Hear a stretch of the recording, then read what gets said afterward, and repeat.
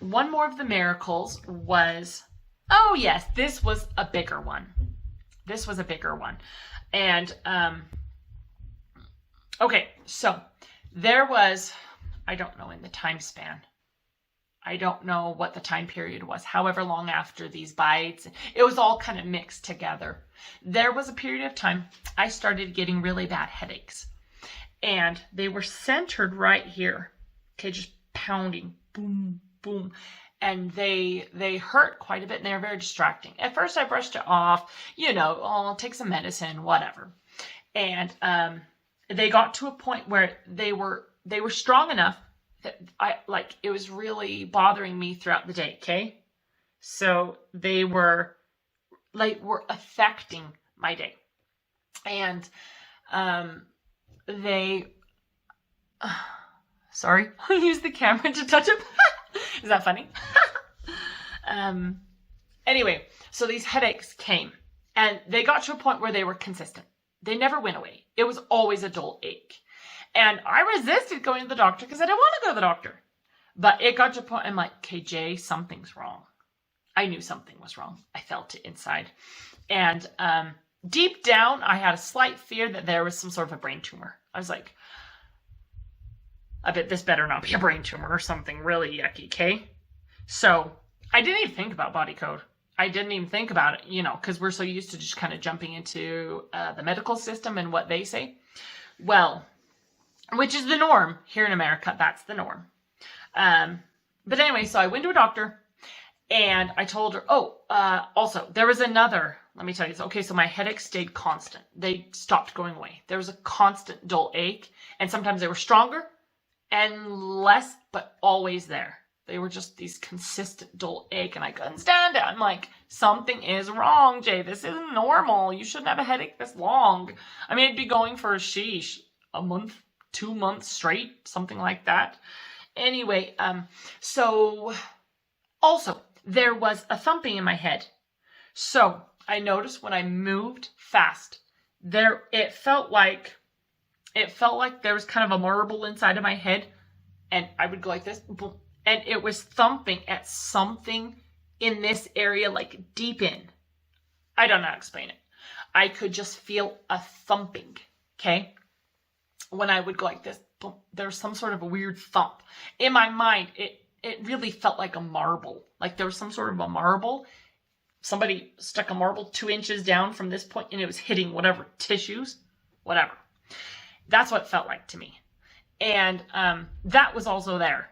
Okay, that was there and that didn't disappear. And that's why I'm worried about tumor. I'm like, please don't let this be some sort of a tumor. And I wasn't afraid of dying. I wasn't deeply afraid, but I was like, we need to resolve this. So we went to the doctors and I actually went to the point where they did an MRI. So I'm like, yes, I want to figure out what it is. Let's do an MRI. So I went to the MRI center, had an MRI done. And the doctor said that so the doctor looked at the stuff. I was back at the office and I had a cyst in my brain. Actually, it was in between. So it was kind of in the middle. Actually, I had 2 cysts. One was a big cyst about that big. And it was just filled with fluid, not tumor, not cancerous, not anything like that. So it was like, oh, yay, that's nice. But so the medical diagnosis was, it's a cyst. It can't disappear. If it gets worse, then, so this is what she told me. She's like, if you lose any mobility in your limbs, if you start slurring speech and symptoms like that, you need to come back in. And I'm like, no. So it was either, she said if that happened, then they would go in surgery and drain it. And I'm like, brain surgery? That's the only option. Like there was nothing the medical field could do for me. And I totally get that. Like I get it. That's how it works, okay? So anyway, so the only option they had was draining it. And that was brain surgery. And maybe putting in a shunt. And I was like, no, I'm not doing that. So after all this diagnosis and stuff, I came home. And I said, you know what, Jay? I'm going to try to body code this. Because I am not waiting till I lose mobility in my limbs or start slurring my speech, because if that happened, that meant the cyst had grown bigger and was pushing on parts of my brain, affecting me. And I'm like, I'm not doing that. So, I kid you not, this is what I did. I went into my room, sat down on my bed. I said, Jay, watch the kids. I'm going to body code. I'm going to see what we can do if we clear the underlying issues. I'm just going to see what I can do, because I am not having brain surgery and I do not want headaches. I'm tired of the thumping marble in my head, which was a cyst, and I'm tired of the headache. So I just went in, shut the door, locked it, and I got out the body code and I started going through and clearing these issues. Oh, you guys, there were about 200 issues, and many of them actually came from my genetic line. Like, I found trauma from my grandma's side, where there had been traumatic incidents with her father, and if I remember the story right, and I found trapped trauma that had come down to me through my energetic genetic code, through my genes, and it was energetically in me, and I had to clear that because it was actually affecting this. And there were a host of trapped emotions and a lot of built up stuff. So stuff from my childhood, stuff from my grandma, all these things had conglomerated to cause this. Is that the right word? Conglomerated. And I sat and I cleared them all. I sat on my bed. I cleared them one by one. And it was very interesting. It was very fascinating to see these issues, especially the ones connected to my grandma, because I was like, wow, I didn't know trauma energy could be trapped in you. Like when you get genes from your parents, you inherit a lot. You inherit all the good stuff, yay! But you also inherit a lot of the trapped things from whatever they did, and their parents, and their parents, and their parents. And that's why it's so important to heal yourself, because you heal your line. You heal who came before, and when you heal yourself, you heal. So healing yourself, you heal your ancestors, and you heal those who come after you. So your children, or whoever, if you don't have kids, your nieces, nephews, you clear this out of the line. Anyway, so I cleared about 200 things. I was honestly on my bed for like 2 hours, but I didn't care. I was like, we're going to do something about this. I'm not okay with the diagnosis I was given. So cleared it. It was bedtime. Jay actually had put the kids to bed while I was still working. He was very kind to let me just keep going. Well, anyway, so I was tired of body coding. I'm like, okay, I've cleared 200 issues, and I told Jay, there's nothing more. Like, I'm getting the muscle test that there's nothing more to be cleared. There are no more underlying issues. So I just kind of brushed my teeth and flopped, went to bed. And the next morning, my headache was gone. The pain that had plagued me for months was gone completely. And the thumping in my head, gone. I was baffled. Yet I still knew. Deep down, I knew, like, Karen, you cleared the issues that were causing that. It doesn't need to stay. When you clear the underlying issues causing it, it can disappear. Because it's your body's sign telling you, we need to heal these things, okay? I had healed them in this 2-hour session on my bed, clearing issue after issue after issue. But the headaches never returned. The thumping never returned. It was gone. And I knew it was gone. Okay? I knew it because the thumping was gone. There was no more anything. I was shaking my head really hard, like, is there anything left in there? Because that was a sign to me earlier, was the thump, thump, like feeling like a marble, like a metal marble thumping. It was gone. Headaches gone. They never came back. All issues related to that cyst disappeared completely. Completely. Overnight. They were gone. And this was another miracle. I mean, miracle of miracles, because, you know, the doctor said that, well, there's nothing you can do to shrink it without draining it. We just need to keep it from getting bigger. That's all they had for me. Little did I know there were energetic underlying issues that when cleared out of my system, out of my body, out of my genes, this affects my ancestors and my children. When you clear these out, the issue disappears completely. So this was yet another miracle in our journey. I'm going to pause here for a bit because I may need to make another video and connect it. All right. Okay. I want to continue going a little bit about healing. So anyway, I had cleared the issues and healed my cyst. And again, this was new to me because I grew up not really knowing that, or I wasn't taught that females can heal themselves. I was taught to, numerous things, but I didn't know that we all have this power to heal. And girls, boys, children, anyone. And most importantly, anyone of any religion or no religion or anyone. Every single person on this planet has the power to heal. Every single person has the power to heal themselves. And if appropriate, and they're supposed to, like there's a need, and you're connected, you can heal others. Okay? Now, I want to talk about, Jay and I, we've had numerous, oh my goodness, I don't even know. There's too many experiences to even start to tell. Let me just go through. We had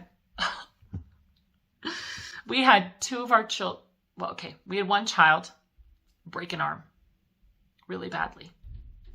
And we healed this using body code, clearing. Okay? I could go into all the story of this. We had another child break an arm and we healed it. So there's just so much to, I could sit and talk like 15, 20 minutes about each of these cases. We've had children injure themselves in different ways. We have had so many issues. I've had stomach issues, very painful stomach issue one time that was so sharp I thought I was going to die. So Jay cleared issue. And as he cleared, the pain went away. We've had so many cases of amazing, miraculous healing, guys. I don't even know how to. Well, let me go to a more recent one. Okay, so all these miracles we had done using the body code. And again, that's just clear. It just guides you to the underlying issues. So if you have those memorized in your head, or if you're really connected, they'll come to you. So you can get the answers within of what needs to be healed and then clear it and heal it. Let me tell you about a recent one, because this is important because my guides were moving me. And when I say guides, I mean angels, God, my divine team that helps me. We all have a divine team. They're always around us and they always are waiting for us to ask. So if you ever need anything, just ask. They're always waiting. Like they're waiting on us hand and foot, really, to help guide us on our journeys. Well, so not that long ago, about a month, 2 months ago, I was going up a hill. I was going up our hill and I had my little girl on my back. I was piggybacking my little, almost 2-year-old. And, I mean, she's 2 now. But I was piggybacking my girl and we were going up our big hill, our steep hill. There's an area of the hill where it's very ravine-y. And there was long grass. And my kids were with me. We were trekking up the hill. And again, I was piggybacking my daughter. Well, we were going through this long kind of grassy ravine area. And I went to step, and I thought there was a step there, but there was kind of a dippy hole type of thing. Not really a hole, but it was kind of an area that dipped in.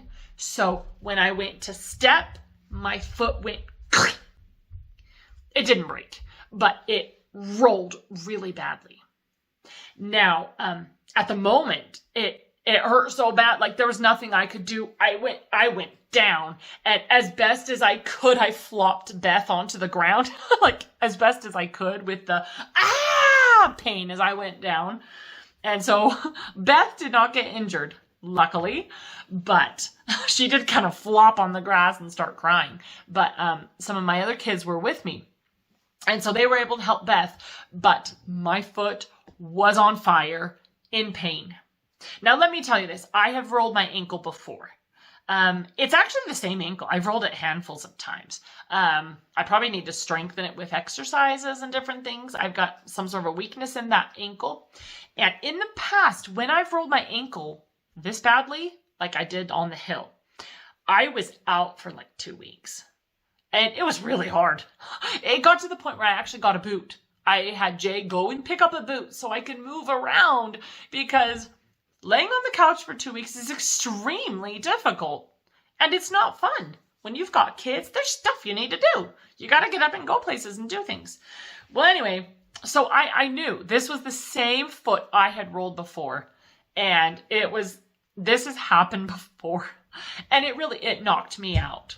I was out for like really 2 weeks each time I did it really badly before. So, boom, I was down. And it hurt like crazy. It was on fire. And I was like, oh, no, I rolled it, no. Well, my kids were wonderful, and they took care of Beth for me. And so here I am. It was starting to rain. So it's starting to trickle and rain.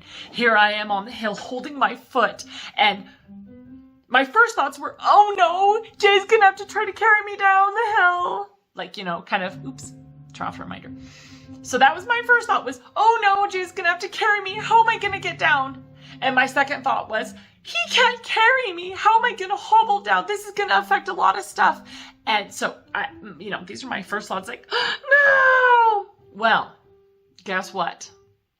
I felt this calm kind of whoosh through me. And I looked up into the sky as it was trickling in my face. And my guides spoke to me. They said, Karen, heal this. Heal it. And so I'm sitting there with my foot in my hands, and I just kind of felt called to look up into the sky, okay? And so I said, okay.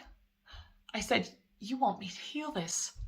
And yes, Karen, heal it. You know how. And so I'm like, okay, I surrender. I surrender all these thoughts of what are we going to do? I let go. So I let go of these thoughts. I took my foot that was on fire with pain. I'm holding it in my hands, and I just let the calm come in. I said, please help me with this.